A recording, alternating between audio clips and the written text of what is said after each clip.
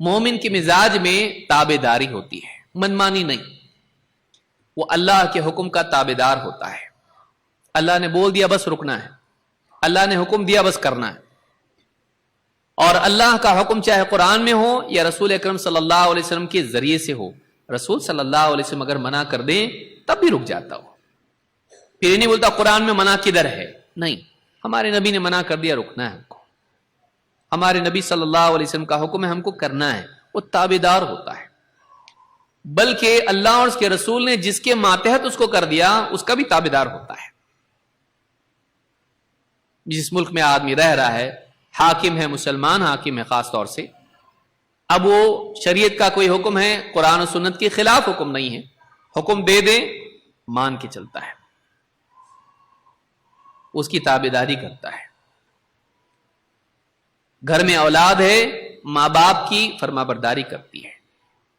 سماج کا کوئی بڑا آدمی ہے، تجربہ کار ہے، ذمہ دار ہے، علماء ہیں، آدمی ان کی مان کے چلتا ہے، ان کی بات کا مان رکھتا ہے، ان کی بات سنتا ہے، ان کا فرما بردار ہوتا ہے۔ وہ آزاد بے لگام اونٹ اور گھوڑے کی طرح نہیں ہوتا ہے، وہ بتکے ہوئے جنگلی گدھے کی طرح نہیں ہوتا ہے کہ وہ کسی کا پابند نہ ہو، اپنی منمانی کرتا ہو۔ مومن ایسا نہیں ہوتا ہے، وہ اجتماعی زندگی میں سب کا لحاظ کر کے ماتحتی کے ساتھ اپنے جو بڑے ہوتے ہیں ان کی بات مان کے چلتا ہے، حتیٰ کہ گھر کے بڑے بھی اگر ہیں ان کی بات کا لحاظ کرتا ہے۔ اگر وہ فیصلہ دے دیں، اگر وہ قرآن و سنت کے خلاف نہ ہو، وہ فیصلہ دے دیں گھر کی ذمہ داریوں کے اعتبار سے، تو اس کو مان کے چلتا ہے، ٹھیک ہے کروں گا میں، ٹھیک ہے کروں گی میں۔ بڑوں کا لحاظ کرنے والا ہوتا ہے، اپنے سے اوپر والوں کی بات مان کے چلتا ہے۔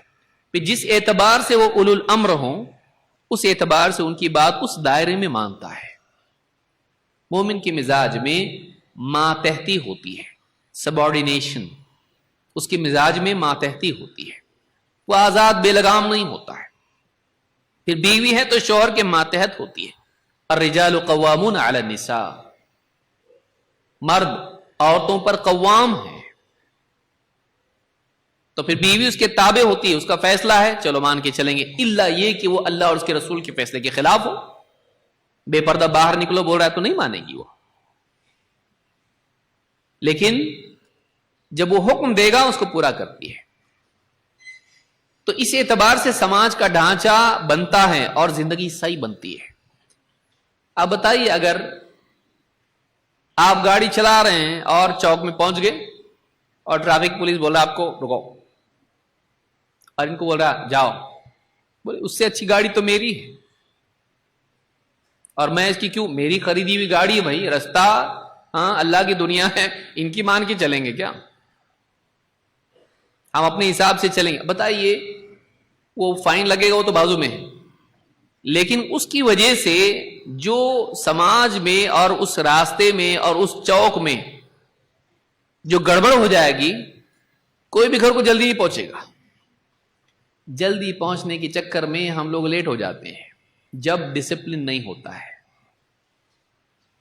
اور جب انسان کسی ایک کی جو جانتا ہے اور ہم کو بتا رہا ایسا کرو ایسا مت کرو، نہیں سنتے، سب اپنے دل سے چلتے، تو آپ جا کے دیکھیے کسی بھی چوراہے پر جب کوئی کنٹرول کرنے والا نہیں ہوتا ہے، لوگ اس کی سنتے نہیں، تو گاڑیوں کا کیا معاملہ ہو جاتا ہے۔ ہر آدمی یہاں سے وہاں، رکشہ والا، گاڑی والا، بائک والا، کار والا، سب الجھ کے رہ جاتے ہیں اور کوئی بھی آگے نہیں نکل پاتا ہے۔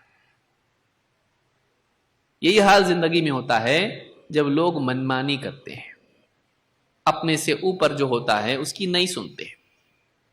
سمجھدار رہنما سماج میں جس مرتبے کا بھی ہو، چاہے وہ گھر میں شوہر کی شکل میں ہو، ماں باپ کی شکل میں ہو، سیاسی لیڈر کی شکل میں ہو، حکمراں کی شکل میں ہو، یا علماء کی شکل میں ہو، کسی بھی اعتبار سے انسان کو اپنے سے زیادہ جانکار، اپنے سے زیادہ اختیار رکھنے والے کی ماتحتی آنا چاہیے، اور یہ نہ ہو تو سماج خراب ہو جاتا ہے۔